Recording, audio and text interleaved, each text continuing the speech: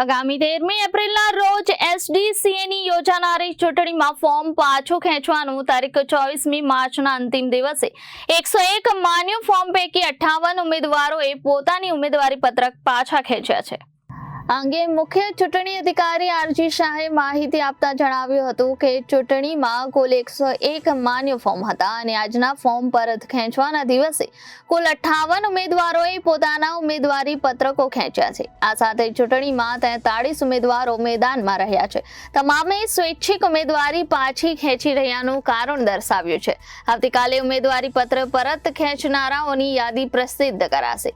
તારીખ 25મી માર્ચ પછી માન્ય રહેલા ઉમેદવારો સાથે મીટિંગ કરવામાં આવશે, જેમાં ચૂંટણી ચિહ્ન પેનલ સહિતની ચર્ચા કરવામાં આવશે અને ઉમેદવારો માંગશે એ પ્રમાણે ચૂંટણી ચિહ્ન ફાળવવામાં આવશે। ચૂંટણીમાં મતદાન પ્રક્રિયામાં મતદારે બેલેટ પેપરમાં ખરાનું નિશાન કરવું પડશે। દરેકે ફરજિયાત 21 મત આપવાના રહેશે। 21 મતથી એક વધારે પણ એક ઓછો પણ હશે તો મત અમાન્ય ગણાશે।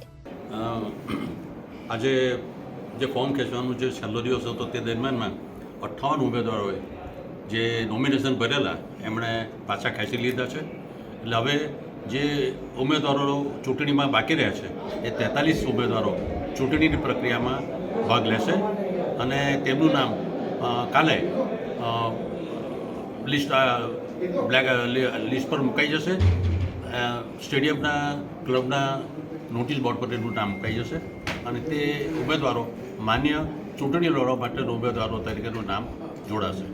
સર, ચિહ્ન ફાળવણી માટેની શું પ્રક્રિયા રહેશે? ચિહ્ન ફાળવવા માટે જે ઉમેદવારોને ચિહ્ન જોઈતો હશે એણે અમારી પાસે અરજીઓ કરવી પડશે અને તે અરજીઓ અમે માન્ય કરીશું।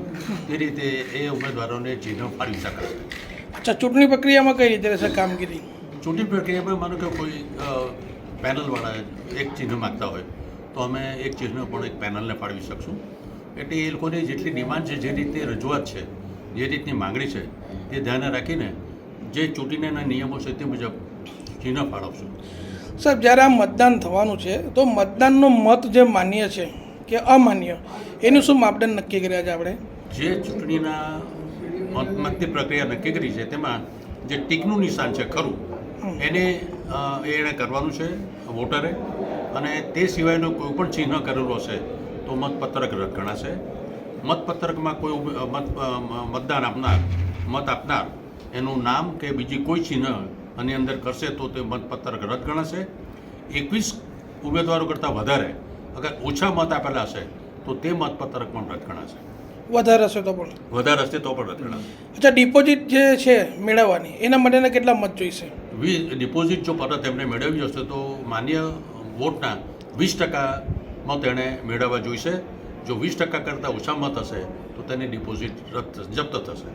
Bureau report Janadesh news.